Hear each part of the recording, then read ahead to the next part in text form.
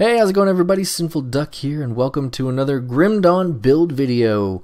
Today we're going to take a look at my level 100 Lightning Aether Ray Mage Hunter. This guy has got a lot going on, so let's dive into it and take a look. Alright, here he is. Let's go ahead and put his buffs on here and take a quick look at his stats so you can see where our OA, DA, our armor, health, you can see where everything's kind of sitting at here. We have 95 points in physique, 10 in spirit, and 0 in cunning. And you can see here we also can buff up that DA a little bit on our own. So very good amount of OA, DA. Both of those are going to get massive buffs from some passive skills as well as our devotion tree. But I've recorded this video twice now today, and my program for whatever reason has crashed and I've lost the video. So this is the third time I'm recording this. I'm gonna try and give you guys the necessary information but still try and be quick. So there will be a link to GrimTools down below so you can check out all the build details and really dig into everything. But I'm going to be brief, just give you guys kind of the highlights and get to the gameplay. So let's jump into the gear real quick. We'll start with the weapon here, the Mythical Temporal Tempest. This is giving us huge elemental damage. Again, this is a lightning build. So elemental damage, we're converting 34% Aether into lightning. So Aether Ray is still dealing some Aether damage, but we're converting that. I think in total we're actually converting 50% of our Aether damage, so very cool. We're getting casting speed, which we want for this build. We want as much casting speed as possible until we can get to max. But Word of Pain, we're getting +2 Word of Pain, and we're gaining flat lightning damage on Word of Pain. We're gaining 100% of the fire damage is being converted to lightning, and minus 30% total speed to the target. So very, very cool there. We're running Seal of Resonance on here with Creed's Cunning. You look at this ring right here. This ring is also converting Aether damage to lightning. It's giving us lightning, elemental, and electrocute damage. So very cool there. And we're getting some resists. The Mythical Clairvoyance Hat. 30% all damage, and then we're getting Aether. We are getting energy regen, both flat and percent, which is very, very important. Energy regen for this build is huge. Aether Ray costs a lot, so you want to make sure you have energy regen. But the biggest reason that we're using the Clairvoyant Hat is for the +1 all skills. That +1 all skills is going to be worth a lot to us when we get into the skill tree. The other ring we're looking at here is the Alagast Storm Gem. Not an incredibly powerful gem for us, but it is giving us lightning and electrocute. It's giving us +2 to lightning tether. Shattered Star we're not actually using. Some nice resists on there, but the biggest reason, again, we get lightning damage and percent OA. So that's very strong for us there as well. The absolute key to this build, the item that this entire build revolves around, is this right here, our amulet, the Aetherbolt Pendant. Now, you can find this as a drop, but I have the blueprint, so I was able to craft this, which is kind of where I got the idea from for this build, was looking through my crafting materials, and I saw this. Lots of good stats here. Lightning, electrocute, Aether, percent physique, casting speed. We get some resists on there, +6% max resist for our elemental resistances. But look at the very bottom here. Look at all the stuff we get.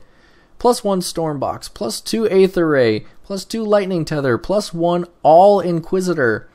And then Storm Box now becomes a resistance debuff for both Lightning and Aether, which is amazing. We're getting flat lightning damage on Aether Ray, and we're converting 100% of the fire damage into lightning on Aether Ray. So that is insanely strong. That allows Aether Ray to do almost exclusively lightning damage. Aether Ray starts out with fire and aether. We're converting 100% of the fire into lightning. We're converting 50% of the aether into lightning. And then the second tier, the passive for Aether Ray, adds lightning. So we're doing a lot of lightning damage on Aether Ray. So very, very cool there. And you can see we're running Seal of Annihilation there for the cost reduction, as well as the casting speed and the granted skill, which is very, very good. Lowering their OA and their DA, and when their DA is lower, that effectively increases our OA. So very, very cool. Next up, we have the Spell Shock Tome. This is craftable as well. I went with the Of Thunder suffix because that gives you the huge amount of lightning and electrocute damage. So we got 270% there. Lots and lots of really good stats on this thing.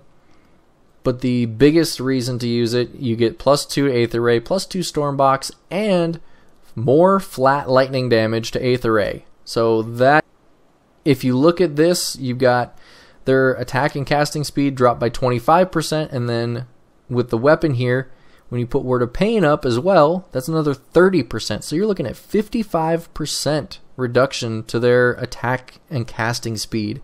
So very, very powerful in mitigating damage. We're using Valdaren's Shoulders. You could try and farm for a different role if you want to, different suffix prefix. I wanted to try and get Of Readiness because you get OADA, and I just happened to get a really good OA roll, so I stuck with it. You can farm for whatever stats you really want on this item, but this is the item you're going to want because you're getting +3 to Aether Ray. So very strong there. Next up, we've got the Mythical Aether Reach. I'm going to have to do a little searching just to make sure that this is the best in slot item. I believe that it is, but it's giving us Aether damage. It's giving us regen, casting speed, which is all very nice. +2 to Aether Ray, +2 Disintegration, which is the passive for Aether Ray, and then 6% cost reduction for Aether Ray, which is super strong.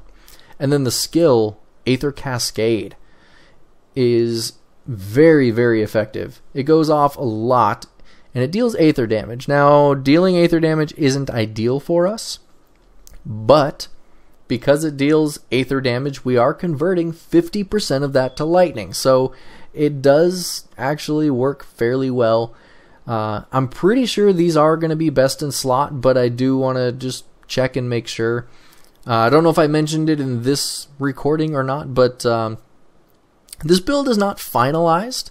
There are still some changes, some items and things that I am looking at, trying to see if there's anything better, like the gloves here or any of my crafted items. Just looking, but for right now, this is what I'm using, so I wanted to share it, and it's very strong. So, yeah, let's continue on. Next up is the boots, Stoneplate Greaves. Now, these are crafted, but I went with Survivalist Greaves of Insight. Now, you can get some better rolls if you want, but I liked this one because I got elemental damage. The biggest thing I was looking for was flat health, percent health. I wanted these to be a very defensive piece for me, and I ended up getting good defense and offense out of them. So I got my spirit, I got my flat health, percent health, OADA, move speed. We got physical resist, which is great. But then we got elemental damage, and we got Of Insight, which gives us the skill Insight, which is very, very good. Gives us 50% elemental damage, so we're at 108% elemental damage on the boots, and 10 energy regen per second. That is massive. So very, very strong boots there. The metal, this is also crafted. This is something that you definitely can get better rolls than I've gotten here. You can see it's got chaos damage, we don't do any chaos damage, so that's kind of a wasted roll. +2 sigil consumption, again, a wasted roll, but it got some of the rolls that I wanted. So for right now, I am using it. We've got Spirit, percent Physique, which again is going to be DA and Health. We've got percent Health, which is great. Percent Energy, which is okay. It's not great, but it's useful. OA, we've got Energy Regen, Armor, a bunch of Resist, so it is good, but it's got a couple of wasted rolls, so we can get this better if we want. Our belt is the Mythical Scales of Baranath, so this is giving us crit damage, it's giving us elemental damage, armor, it's actually a big armor buff, and then +2 Inquisitor Seal, +1 all Inquisitor skills, so effectively +3 to our Inquisitor Seal. But again, another item with +1 to all Inquisitor. So in total, right now, we're at +3 all Inquisitor because we've got 2 to Inquisitor and then 1 all skills. So we're looking really good on the Inquisitor side. Our relic is the Eternity Relic. This is going to give us Time Loop, so it's going to help cut down on our cooldowns, which we've got a few. Not only from cooldowns on our procs from items, but also on things like Mirror of Oryctes, so we definitely want that time loop. I think that this is probably the best relic that you could use for a setup like this. I could be wrong, and this is another one of the items that I am going to kind of look through and see what other options there might be, and I'll give you guys an update, but for right now, Eternity seems to be the best fit. Mythical Leg Wraps of the Tranquil Mind. This is giving us a lot of spirit. It's giving us absolutely insane offensive ability. So this goes in, if for nothing else, just for that huge OA. But then we're getting Poison Resist, Aether Resist, +3 to Inner Focus, which is great. Inner Focus is a very, very important skill, and we're getting +3 to it there. And the Time Warp skill is actually very good. It gives you a 60% slow, and it's AoE, so very cool. 100% chance when hit, so that's up all the time, so very, very good. Fate Weaver's Raiments, this is strong as well. We're getting elemental damage, flat health, +4 to elemental balance, which is going to be huge because that's our crit damage. But the Prismatic Aura is the main reason we're using this chest piece. Prismatic Aura, 15% to all resists and 5% physical. So we're really stacking up the physical resists here. You can see if we go into our defensive tab here, we're at 33% physical. 33%. And that can go up even higher with our devotions. So we'll take a look at all that here in a minute. But first, let's go through our skills. So we've got 1 point on Iskandras, 1 point on Overload just for that little bit of elemental damage. And, you know, we've got some plus to skills, so why not use them? 1 point, I'm sorry, 12 out of 12 here on Elemental Balance. We want all that crit damage that we can get there.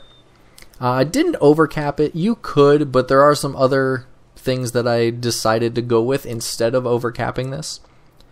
12 out of 12 on Mirror. Don't waste your points trying to overcap this. It's not worth it. Just stick with the 12 out of 12.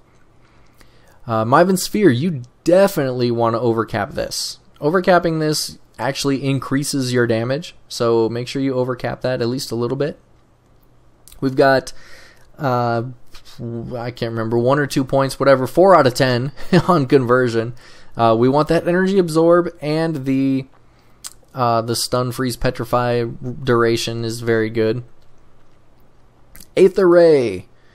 Aether Ray, obviously, this is our main attack here, so we've got Aether Ray as high as we can go, maxed at 26, and Disintegration as high as we can get it. It's only at 16, so it is a little short there, but that's okay. That is okay. So we're getting lightning damage, crit damage from this, and then here we're also getting lightning and Aether. That lightning would normally be fire, but we converted that with our amulet, And then the Aether, we're actually converting 50% of that into lightning as well. 12 out of 12 here on Inner Focus. When you overcap this, you do continue the percent spirit, but the percent OA only goes up, I think, 1% every other point. So not entirely worth overcapping on Inner Focus. And then we've got 1 in Arcane Will, 1 into Nullification, and 10 out of 10 here on Mental Alacrity. That is our casting speed and cost reduction. So we want that casting speed, so that's why we've got that maxed out. On the Inquisitor side, 12 out of 12 here in Aura of Conviction. Now the reason we're taking Aura of Conviction over something like, say, Star Pact, which gives us our lightning damage, the reason we're taking this is we get a huge amount of OA and 15% physical resist. That is very, very strong. You can overcap this if you want to. There are several points you can play with in this build. You can overcap this if you want. The only thing you're really going to get out of it is more OA. But I decided to stay 12 out of 12. Word of Renewal. This is going to be a buff that you want to keep up at all times. I've gotten into kind of a bad habit of using it more as a heal, but it is a heal, but it's also a buff that you need to keep up at all times, so make sure you do that. It's going to give you the heal, it's going to make you take less damage from Chthonics and Eldritch, big amount of DA, movement speed, and all of this goes to your whole group. It's not just for you. Vigor. This gives you freeze, entrapment, petrified duration, reduction. The 1045 health actually is not a heal. It is not included in the heal. That actually just increases your total health pool. If you look at the health pool right now, we're at 10,500. If we cast Word of Renewal, now instead of 10,500, we're at almost 12,000. So Vigor gives you a health increase. Steel Resolve, just a little bit of elemental damage, but 15% damage to Chthonics and Eldritch. Very strong there. Next up, we've got Word of Pain. We're not really using this for damage. We are using it to spread Arcane Bomb, which you can see we've got there from our Devotion Tree, but we're using this as a debuff tool for our enemies. You remember from our weapon. Our weapon actually turns this into a great debuff, giving it the minus 30% total speed. Our weapon also actually adds quite a bit of damage to it, so we don't really need a lot of points in it. The flat damage we're gaining from the weapon plus the debuffs that we're gaining are great. Word of Agony, 4 out of 12. That's also giving us some nice debuffs. And Death Sentence, not incredibly useful because we're not doing a lot of Aether, Chaos, or Pierce damage. Stormbox. Stormbox is great. Stormbox is really good. It's got very good AoE damage. We're doing, you can see there, Lightning, Electrocute. It lowers their DA, which again effectively increases our OA. Lightning Tether, which adds more lightning damage. It adds a slow. Very strong, so we're doing lots and lots with this. And then with our amulet, we're turning Stormbox into a resist debuff for their lightning and Aether damage as well. So very, very strong there. Inquisitor Seal, I do have something I want to talk about with Inquisitor Seal real quick, but first I'm going to show you it does, we're using this mainly for damage absorption, health regen, elemental resist. That's what we're getting out of there. The passive here, a little bit of all damage, crit damage. The flat elemental and retaliation damage we don't really care about, but we are getting the all damage and crit damage from that. Okay, back to the Inquisitor Seal. You can see we've got two different categories here on the seal itself. We have Barrier and Rebuke. So Rebuke, it deals fire damage if an enemy walks into the seal. But you can see it also says 30% damage to Ethereal, Chthonic, Aether Corruptions, and Eldritch. Now, what I'm unsure of, and maybe one of you guys can answer this for me in the comments, because I've had a really hard time trying to test this. But does that 30% damage count toward me? Do I gain 30% damage to all those types if I'm standing in the seal? Or does that 30% damage to those monster types only affect the fire damage if they're standing in it? I don't know. And I've had a really tough time trying to test that. So if any of you guys know, let me know down in the comments. But either way, Inquisitor Seal is very strong, if for nothing else, the damage absorption and health regen. So, very cool. Next up, we have Deadly Aim, which is an insane, absolutely insane damage proc. It's giving us 75% all damage, 20% crit damage, and 18% OA. 18%, that is huge. When all of our procs go off, all these things, and Deadly Aim, you can see it's got a 100% chance of activating when you crit. That is massive. It's up all the time. When we get all of our procs, our Deadly Aim, our devotions, when everything goes off, which it happens a lot, when all of our procs are going off together, we, just with self buffs, we go above 3,500 OA. 3,500 OA we go over with just self buffs outside of Crucible. So this build has crazy crit potential. And you can see here we're getting 20% crit damage there, 7% crit damage there. We have another 39% crit damage just on our Aether Ray, and another 25% crit damage there. I mean, our crit damage is crazy high. Alright. Gone through the gear, the skills. Let's get into the devotions real quick. And you can see what we've got here. I want to tell you guys this. Most of our constellations right now are self-sustained. It definitely takes a little bit of work to figure out how to set this up. But I will tell you, I started with the quill. This was my starting point. Started with the quill. And then just kind of figure out what you need to take in order to get to the constellation you want next. So I think I went from the quill and then worked my way up and figured out what I needed in order to get to the Widow. And then once you have the Widow, you can remove points from your other things that you don't need anymore. Then I figured out how to get over to Bard's Harp and so on. I mean, I just worked my way through like that. So if you guys have specific questions, let me know in the comments and I'll try and help. But use the GrimTools link and use this as a template and try and figure out your way through here. But we are using the Widow for Arcane Bomb. That is going to lower their OA and lower their lightning and aether resist by a lot. So that's very important.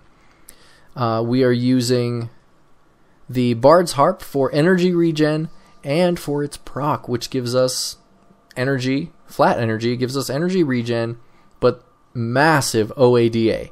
This skill's not even maxed out yet, and we're already breaking 3,500 OA when this goes off. So very, very strong there.